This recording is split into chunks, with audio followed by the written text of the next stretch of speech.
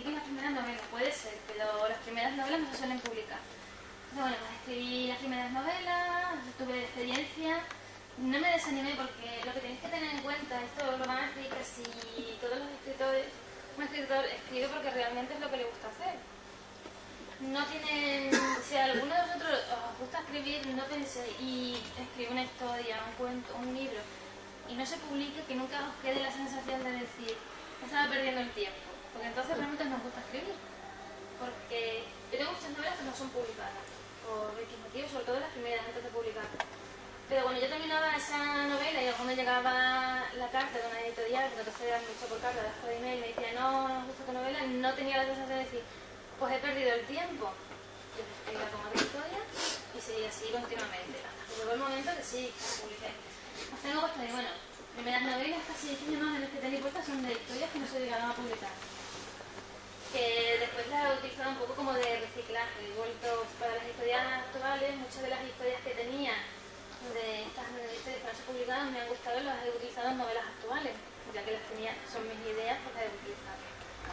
Bueno, las primeras experiencias lo que te sirve es para curtirte, para conocer sobre todo un poco el mundo editorial, porque es muy complicado y al principio, sobre todo cuando yo empecé a publicar, estábamos casi con el boom de J.K. Rowling. La historia de J.K. Rowling es que estaba muriendo de hambre porque es verdad, no tenía trabajo, tenía una niña pequeña, escribió una novela y de repente se hizo rica. Y era su primera novela, entonces claro, cuando te montas ese cuento, que es muy bonito y que ojalá a toda la gente, o todos tuviésemos algo parecido, es que te va a pasar. Que te puede pasar, pero es muy difícil. A mí no me pasó. Pero bueno, las primeras novelas no se publicaron. Pero sí me sirvieron para mejorar, porque normalmente, casi siempre, las editoriales te dicen, pues no nos gusta tomar la por tal.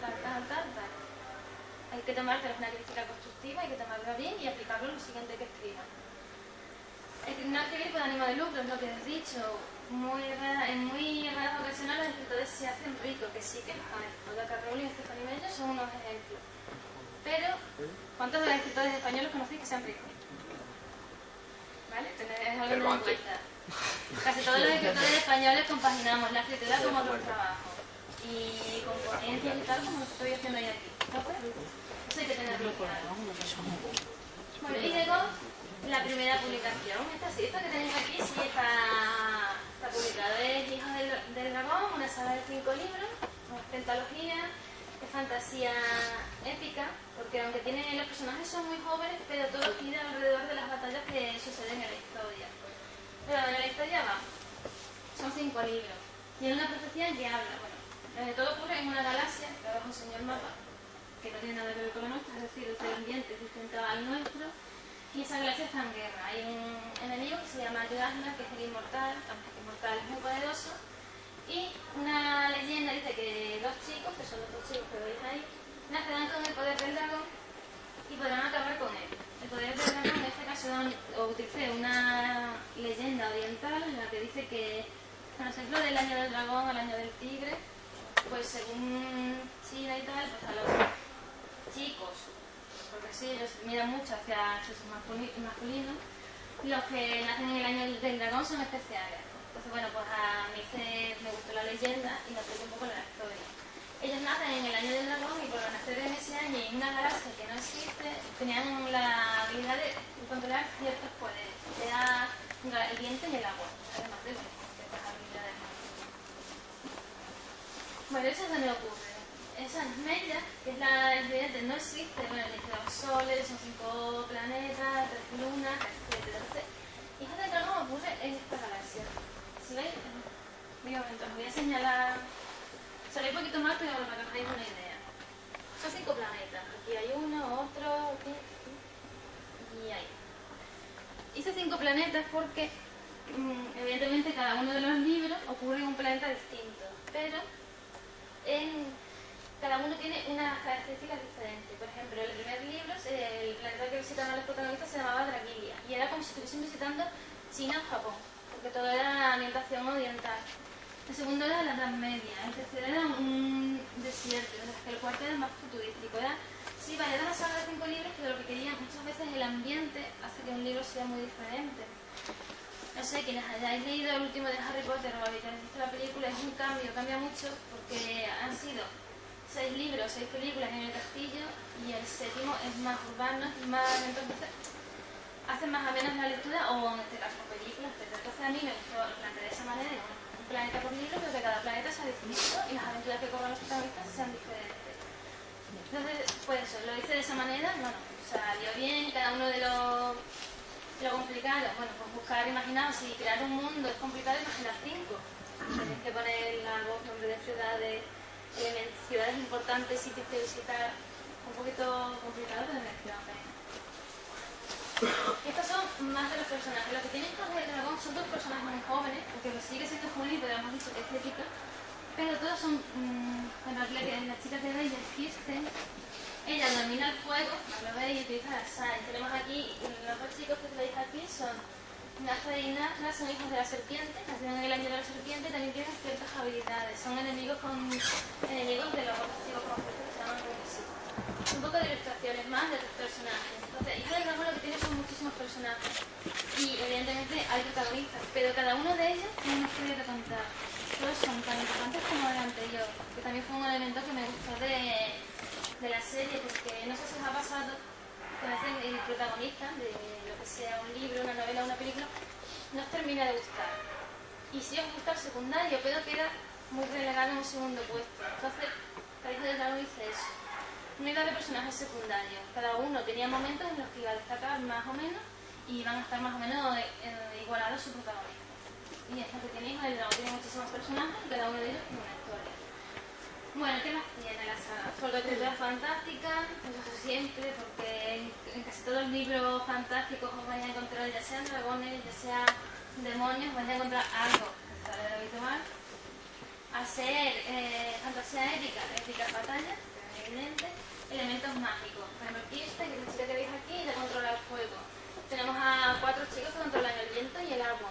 Y otros personajes que controlan distintos elementos. Aquí hay hechiceros, hay magos. Entonces es un poquito de todo. Porque es lo que te da la fantasía, que puedes ponerle a los protagonistas ciertas habilidades. Y bueno, para ser inolvidables, pues lo que os he comentado antes, 5 mundos, 5 entornos distintos. Y esto es lo que veis. ¿Veis? Más o menos en criatura, veis aquí una especie de dragón, hay otra especie de dragón, una pagoda, porque en el primer mundo era ambientación oriental, entonces pues las pagodas son como señalan para nosotros las iglesias, algo parecido, ¿vale? Criaturas fantásticas, otra vez épicas batallas, elementos mágicos y parajes navidades. Básicamente eso es lo que reúne Hijo del Dragón, sobre todo muchísimos personajes. Y ahora pues pasamos a fantasía infantil juvenil de historias de Ili. ¿Por qué se le llama infantil juvenil a esta trilogía? Porque los protagonistas van creciendo según van transcurriendo los libros. Empiezan teniendo 12 años, pero acaban teniendo 16. La primera parte, la segunda ya son un poquito más mayores y la tercera. Entonces, por eso se le llama infantil juvenil, porque el primero sí es más... Los personajes son más jovencitos, pero luego van creciendo. Bueno, esta es una trilogía. Aquí la acción, como en un principio era dirigida a niños, pero luego se amplió al público, entonces hay menos personajes. Básicamente la historia gira alrededor de los 3 protagonistas, que son los que veis ahí, que es una chica aquí, otro chico ahí y otro chico aquí, más 3. Resumiendo, 2 chicos y una chica. Aquí, bueno, la historia de Eli, el eje principal de la historia es una antigua leyenda que está relacionada con un brazalete mágico.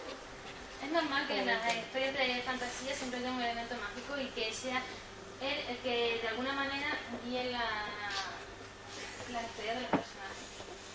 Bueno, y al igual que tenemos que ocurrir con Hija del Dragón, los personajes también tienen habilidades mágicas, pero en este caso tenían que utilizarlas mediante objetos. No sé si habéis visto, los hechiceros consiguen invocar hechizos mediante un hechizo de determinadas palabras. Pues aquí era igual. En Eli, bueno, veis aquí la ilustración que son plantas gigantescas. No es que ella sea pequeña, aquí es al revés, las plantas son gigantescas. Lo que tiene Eli es el mundo donde ocurre la historia de esta trilogía. Y ocurre un poquito igual que en Hija del Dragón.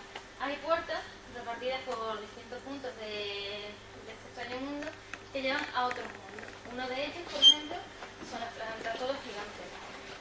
Pero tiene otros elementos mágicos. En Eli es muy importante que esto ocurre en un entorno natural, es decir, en bosque. Y las plantas tienen mucho que ver. Hay plantas que se les llama, hay árboles que los protagonistas se llaman de fuego y aire porque esos árboles tienen algunas hojas hoja roja, puede controlar el fuego, que es la imagen que estáis viendo ahí. Si coge azul, la del aire. Y en el caso del agua, pues hay otras plantas que tienen ustedes. Aquí las habilidades de los protagonistas no se limitan más. Además del control de elementos, que ya he citado, también tienen otras habilidades, como es la psicografía. Y eso lo tiene la protagonista, que es...